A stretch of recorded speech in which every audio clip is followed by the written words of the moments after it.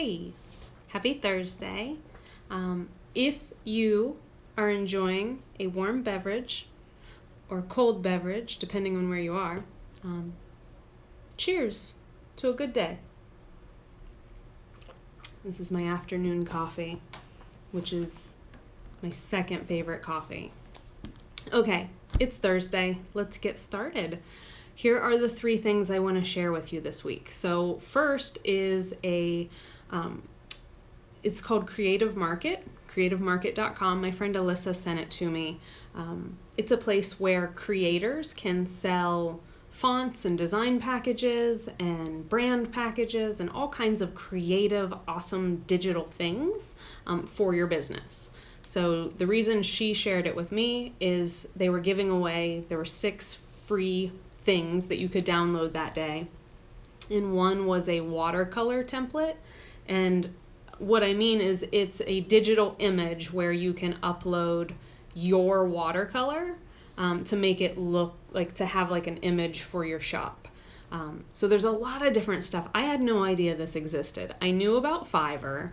I knew about Upwork, where you can hire designers, but I'd never heard of Creative Market. I can't believe I've never heard of that. So creativemarket.com. If you have a business and you need some digital design oomph, this is the place to go. Or if you are a designer, an artist, and you're looking for some things that you could use in your work, lots of different templates and fonts and packages and presets and all kinds of fun stuff. creativemarket.com. I think I might be a little late to the game on that one. So if you are too, it's okay. The number 2 thing I gotta share with you this week, you've heard me talk about my coach Alex, and actually I haven't sat down and chatted with her in a while, and I think I might need to. I think I'm due.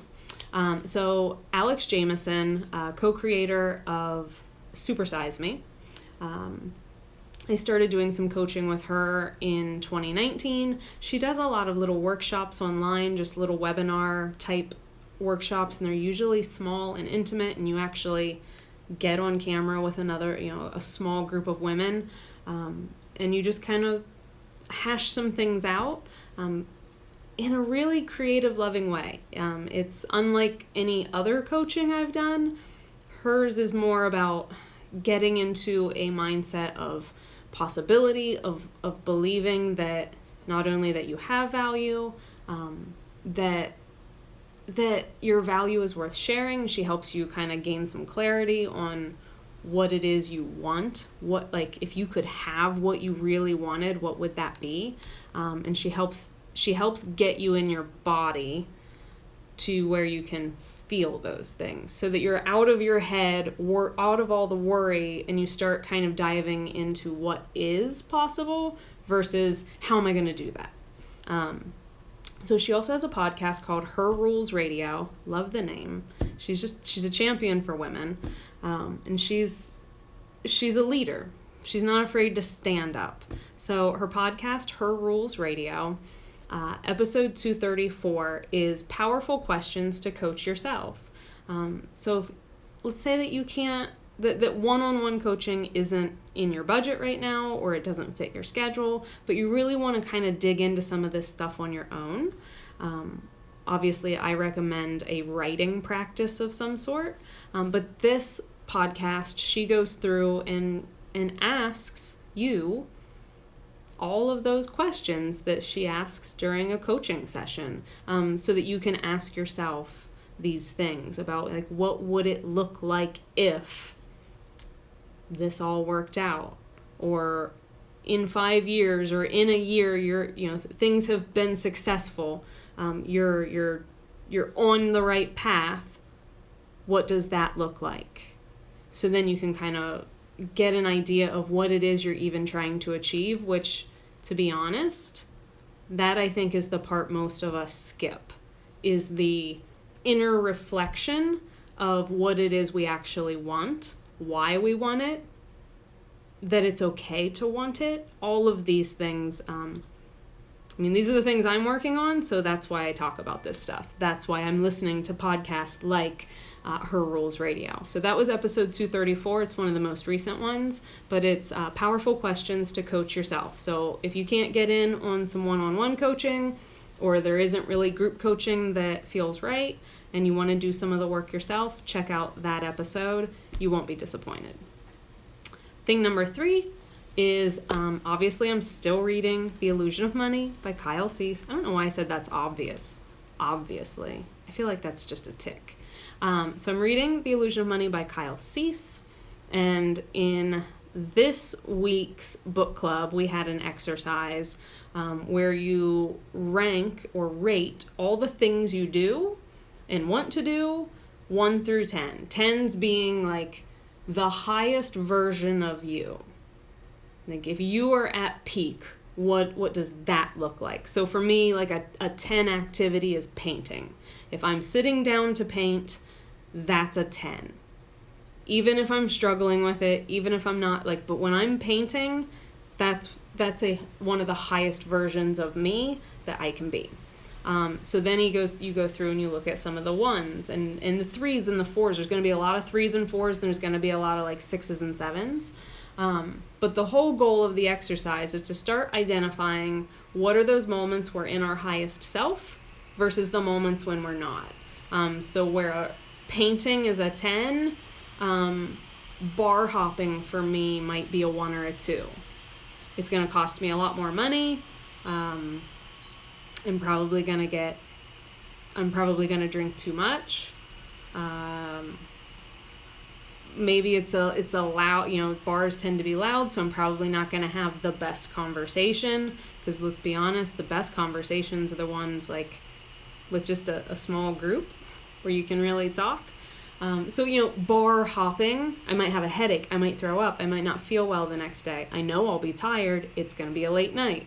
So for me, bar hopping might be a 1 or a 2, or painting, yoga, taking a hike.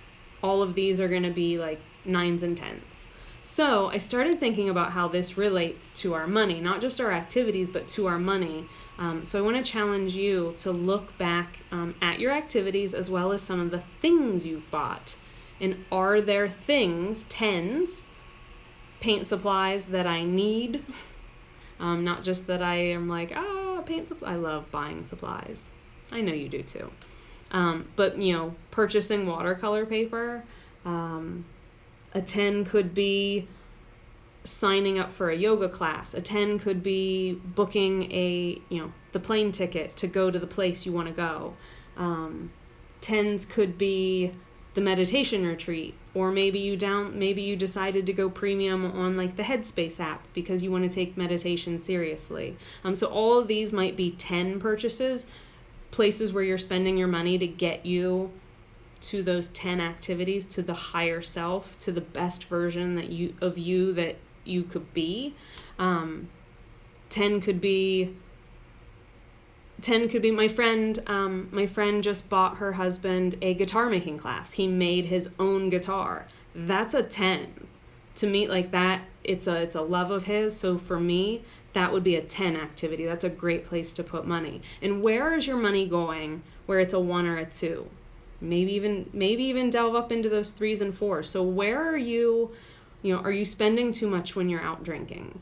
Are you eating food that's not only not good for you, but it's more expensive than going to the grocery store, running through drive-thrus. A 1 or a 2 could be buying clothes that you don't need because maybe you got bored and you had some downtime and you don't really know what to do with yourself, so you go and you buy stuff. Everyone's going to be different. I'm not saying these things are 1s or 2s. I'm just trying to give examples of what could be, just based on my perspective, my life. For you, maybe the yoga is ugh, and you're like, no, I would much rather go and do CrossFit. Like maybe the yoga thing isn't your thing. So I'm just giving examples of what could be 1s and 2s, what could be 9s and 10s. But the whole point is for you to take a look. Where Where is your money going to the lowest version of you? And where is it going to the highest version of you? And can you, and here's the real challenge, can you flip 1 over to a 10? Can you take some of that 1 and 2 money? Could you turn that off and then instead turn on a 10? Could you say, I'm not going to go out every weekend and I'm going to take the money from that and I am going to go take the painting class that I said was a lot of money? So where can we take a 1 or a 2 and flip it into a 9 or 10? Because when our lives have more 9s and 10s, you can't be all 9s and 10s. We live in a we got to do dishes, okay? So where can we get more 9s and 10s? Because when our lives have 9s and 10s, we feel better.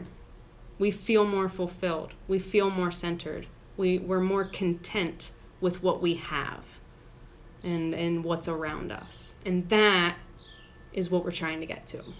So creativemarket.com, great place for designers and business owners and people. Just if you're looking for digital goods, fonts, design packages, presets, I thought it was a pretty cool place.